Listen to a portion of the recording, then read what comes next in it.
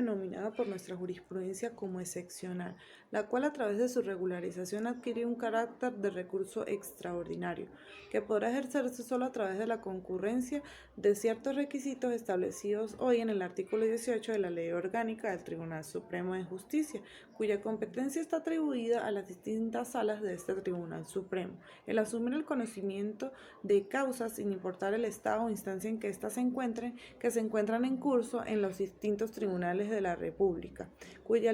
única limitación está en que se trate de casos graves de violaciones al orden público que puedan afectar la imagen del Poder Judicial o la paz pública, bien porque se trate de procedimientos o recursos ordinarios o extraordinarios mal tramitados o desatendidos que se encuentran previstos a favor de las partes. Inicialmente, esta figura del abocamiento estaba regulada en Venezuela por la jurisprudencia, principalmente en lo que se refiere a los requisitos de procedencia y a la competencia, la cual estaba atribuida única y exclusivamente a la Sala Político-Administrativa de la Corte Suprema de Justicia. Posteriormente, con la entrada en vigencia de lo que es la Ley Orgánica del Tribunal Supremo de Justicia, se amplió esta figura del abocamiento y se amplió esta figura del abocamiento a todas las salas del Tribunal Supremo de Justicia y se crea un abocamiento exclusivo a lo que es la Sala Constitucional de este Tribunal Supremo. Entendemos la figura del abocamiento como una vía de excepción que establece el legislador y que así confirman los magistrados en las distintas jurisprudencias que se debe usar o ejercer únicamente por vía de excepción y con mayor ponderación o cuidado. ¿Cómo podríamos definir esta figura del abocamiento? El abocamiento judicial consiste en el acto mediante el cual el Tribunal Supremo asume el conocimiento de determinadas causas cuando lo considere pertinente, cuyas causas le corresponden conocer por ley a los tribunales de inferior jerarquía. Los orígenes del abocamiento los tenemos remontados a la época de las monarquías absolutas, donde el monarca tenía la concentración de poderes y era el único que podía conocer los asuntos y dictar sentencia. En Venezuela se consagra esta figura del abocamiento en lo que era la Ley Orgánica de la Corte Suprema de Justicia, cuando le atribuye competencia a la Corte Suprema de Justicia el conocimiento de causas cuando éste lo consideraba pertinente de aquellas causas que le corresponden conocer a tribunales de inferior jerarquía. En cuanto a la naturaleza jurídica del abocamiento, se nos ha presentado como una institución jurídica excepcional, pero es importante determinar cuál es su naturaleza jurídica, ya que podría verse como un recurso, como un juicio autónomo, como un proceso de tipo constitucional o como una medida cautelar. Jurisprudencialmente, el abocamiento se ha venido tratando como un recurso, ya que el mismo se ejerce a solicitud de la parte que está legitimada para ello, con la finalidad de que el órgano se pronuncie sobre las actuaciones judiciales en un proceso en curso, corrigiendo la injusticia o la ilegalidad que se pudo haber cometido en el juzgado donde curse la causa, declarando en consecuencia la nulidad de tales actuaciones. La Sala Político-Administrativa se ha pronunciado al respecto y en cuanto al abocamiento lo ha establecido como una institución jurídica de carácter excepcional que surge como una garantía que brinda el ordenamiento jurídico para asegurar la adecuada protección de los justiciables cuando los medios ordinarios de defensa no existan o si bien existen son inoperantes. Esto nos lleva a reflexionar que los medios ordinarios son recursos que la ley pone en manos de las partes para impugnar los actos que consideren las partes que han lesionado sus derechos. Por lo que se refiere al abocamiento como institución jurídica excepcional, debemos entenderlo como un recurso extra. Asimismo, la propia Ley Orgánica del Tribunal Supremo de Justicia, en su artículo 18, en los apartes 11 y 12, aduce a recursos ordinarios que deben haberse agotado o no será posible la tramitación del abocamiento. Esta atribución debe ser ejercida con suma prudencia y en caso grave o de escandalosas violaciones al ordenamiento jurídico. Con fundamento en esta normativa, entendemos que el abocamiento es de naturaleza de recurso, con carácter extraordinario, y que a consecuencia de ello se asemeja al recurso extraordinario de amparo constitucional, con la diferencia de que este procede bajo las premisas establecidas en la ley, en donde no se incorpora expresamente las violaciones de normas constitucionales, como es en el amparo constitucional. En cuanto a la fundamentación legal del abocamiento, y el órgano competente para conocer del mismo, la ley orgánica del TSJ vigente de su publicación en Gaceta Oficial en fecha 20 de mayo del 2004 contempla la figura del abocamiento en su artículo 18, en las partes 10, 11, 12 y 13, donde nos expone que cualquiera de las salas del Tribunal Supremo de Justicia, en su materia respectiva, de oficio o instancia de parte, podrá recabar de cualquier tribunal de cualquier instancia, en cualquier estado que se encuentre, un expediente en el cual puede asumir el conocimiento o en su defecto lo va a designar a otro tribunal. Esta atribución deberá ser ejercida con suma prudencia y solo en casos graves o de escandalosas violaciones al ordenamiento jurídico. La sala requerida va a examinar las condiciones concurrentes de procedencia del abocamiento en cuanto a que el asunto curse ante algún tribunal de la República, independientemente de su jerarquía, de la competencia de la materia, sin importar la etapa procesal o la fase en la que se encuentre, así como las irregularidades que se alegan que hayan sido oportunamente reclamadas, es decir, por medios ordinarios sin éxito. Al admitir la solicitud de abocamiento, la sala debe oficiar al tribunal de instancia requiriendo el expediente respectivo y podrá ordenar la suspensión inmediata del curso de la causa y la prohibición de realizar cualquier clase de actuación, y serán nulos cualquier otro acto o diligencia que se hayan hecho posterior a esa prohibición. La sentencia sobre el abocamiento la dictará la sala competente, la cual podrá decretar la nulidad y subsiguiente la reposición del juicio al estado que sea pertinencia o la nulidad, y ordenar la remisión del expediente a otro tribunal competente, que va a hacer para adoptar cualquier medida idónea para restablecer el orden jurídico que fue infringido. El requisito a evaluar en cuanto a la solicitud de abocamiento es la legitimación, es decir, que el sujeto en proceso está facultado para solicitarlo.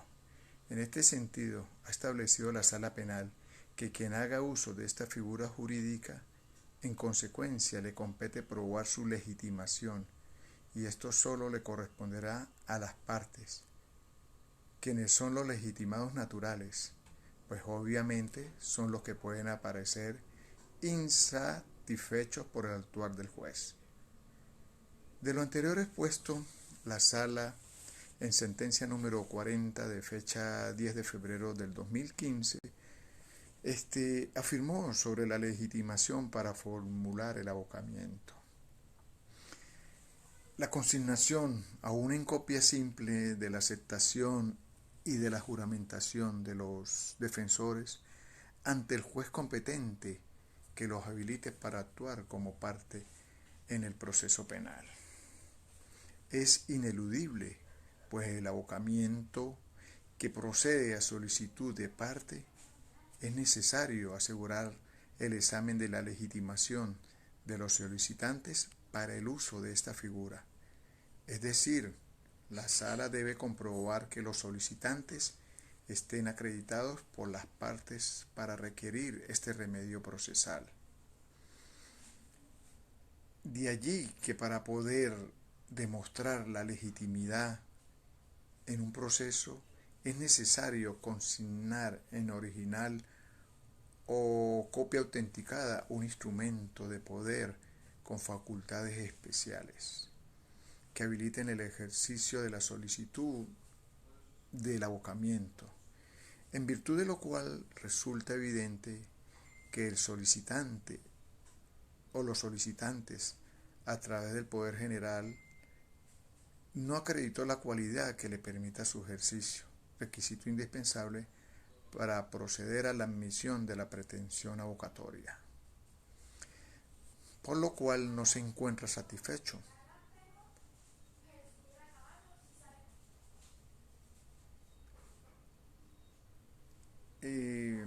Atendiendo a lo previsto en el... Bueno, continuando con el estudio de la figura del abocamiento, tal como lo hicieron mis compañeros previamente, realizo a continuación un pequeño estudio de alguna de las jurisprudencias o de algunas de las decisiones del Tribunal Supremo de Justicia que abordan esta figura.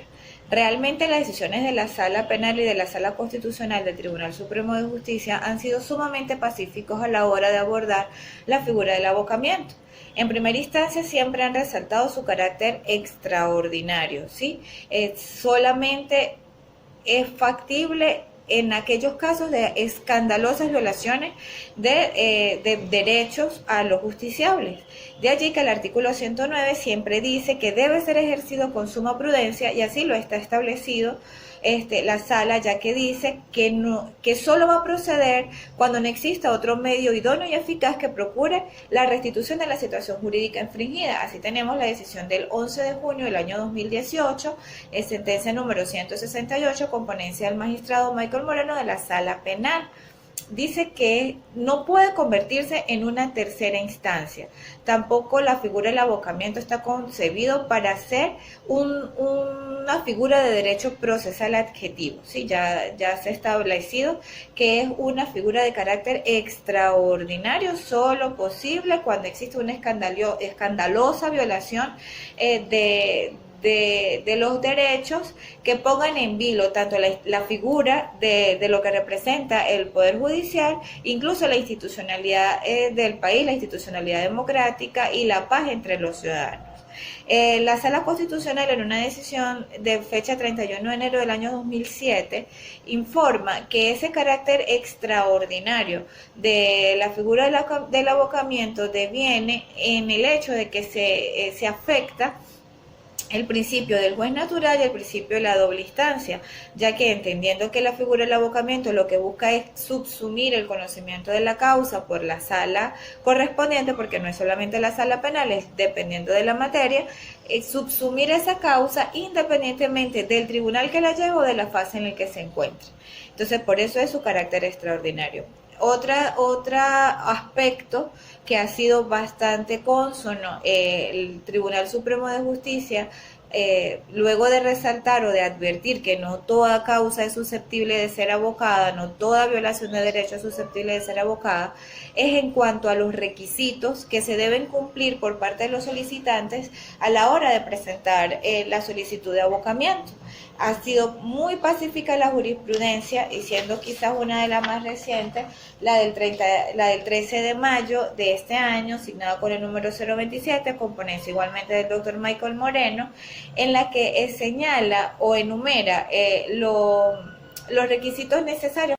Entre las condiciones entonces para la procedencia del abocamiento, primero es que sea intentada por una persona que tenga la legitimación para hacerlo, es exclusivamente de las partes. Un tercero que no sea parte primigenia del proceso no pudiera intentar o no pudiera solicitar el abocamiento de una causa, y esa legitimación tiene que estar debidamente acreditada. Obviamente la otra es que esa solicitud no sea contraria al orden público, que se denuncie una grave alteración del orden procesal, ¿sí? Las violaciones al derecho a las que nos hacemos referencia devienen de alteraciones graves del orden procesal, y que esas alteraciones del orden procesal que ponen en vilo tanto la figura del Poder Judicial hasta incluso la institucionalidad política, toda vez que todo desorden procesal vulnera derechos, repercute en los actos de administración de justicia, estos deben haber sido previamente denunciados por las vías ordinarias, y ese procedimiento o no dio resultado o no fue acordado de manera efectiva. Las decisiones a las que hacemos referencia, pues siempre hacen énfasis a la hora de abordar cualquier abocamiento en que se cumplan eso. Primero, resaltar el carácter extraordinario, que no toda alteración del orden procesal, no toda violación de derechos de los justiciables por este tipo de alteraciones son susceptibles de abocamiento. Entonces son muy enfáticos a la hora de analizar la situación jurídica denunciada. y por el otro el cumplimiento de todos esos requisitos que las mismas decisiones o la misma sentencia del Tribunal Supremo de Justicia dice que son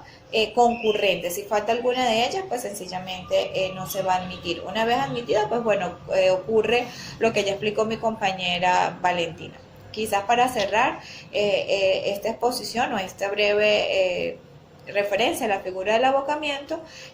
llama poderosamente la atención que la mayoría de los casos, de la mayoría de las solicitudes de abocamiento, no ocurren o provienen de estados centrales, ¿sí? Del estado Miranda, del estado La Guaira, del estado Carabobo,